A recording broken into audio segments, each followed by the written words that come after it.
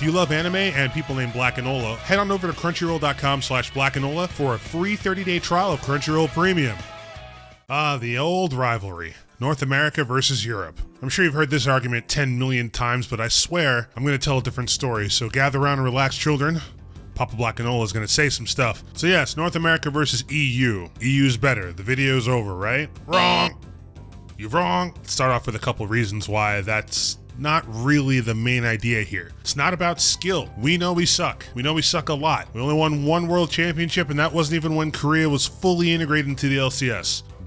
And yeah, we have Thorin and other analysts who know the game very well, and they all say the same thing. NA fucking sucks. They buy the talent to get better. There's no native skill in NA. Yeah, they're absolutely right. There's no arguing with that. That's why we buy players. Get like us. So despite all of the assault from the outside, it doesn't change the numbers on broadcasts or the hype generated around games. Sure, Fnatic went undefeated last season, but you know what was more important? When NA turned up at Worlds, it was poetry in motion for Cloud9. Nobody saw that shit coming, and I was at the edge of my seat, and I know the rest of the world was too, thinking they could finally upset the Koreans. Even though it didn't happen, it made for a really interesting story to tell.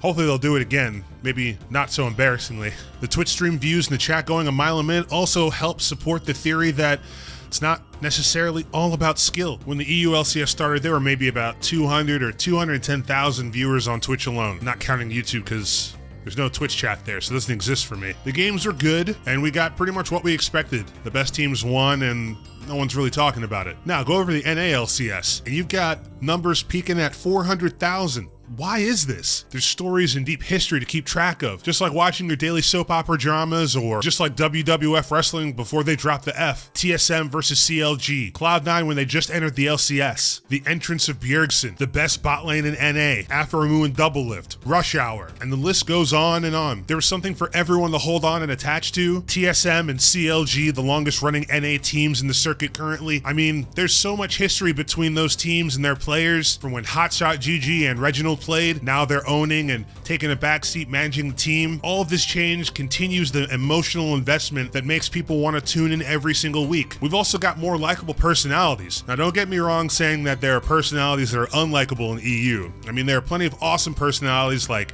Shox, Yamato. Now, I know Yamato makes men question their sexuality. There's no question about that whatsoever. But that's where the interestingness kind of stops. Everyone does a good job on the desk, analyzing stuff and doing shoutcasting. But if we bring it back to NA, I mean, we've got Freak, we've got Rivington's Beard, we've got Dash. Every orifice is just packed with faces that you just want to hang out with. No matter where you look, there's personalities, casters, hosts. I don't know, it just doesn't compare. And yeah, EU players might make up American teams, but when you come here and put in work, God damn it, you're American. We don't ask no questions. Money talks. America is bigger. There's more opportunity, more potential. More is more. I mean, take for example Yellowstar. Now I know Yellowstar was offered a higher deal to stay in EU, but America, man, who would turn that down? I mean, you were on the winningest team last season and you leave that for a change? Come on.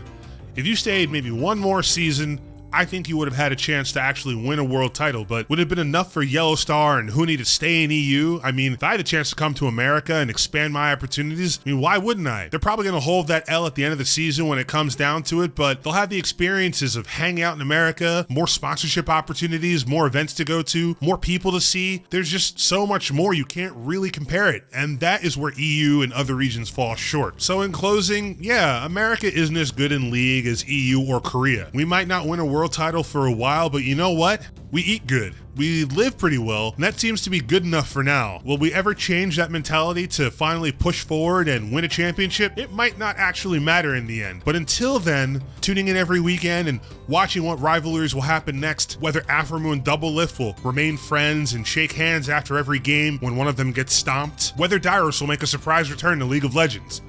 Alright, that's not very likely. We have a girl in the LCS, how hard Bjergsen will carry, how much partying Huni will do. I mean, there's just so many more things. Every time you take a look, every time you turn, there's something to be attached to, something to be paying attention to other than stats. It's the people that keep people invested. That goes way farther than KDA or world titles. What do you guys think? Am I full of shit? Let me know in the comments below, and if you liked the video, hit it with a thumbs up. I'm Blackanola, and I'll see you guys next time. Yes!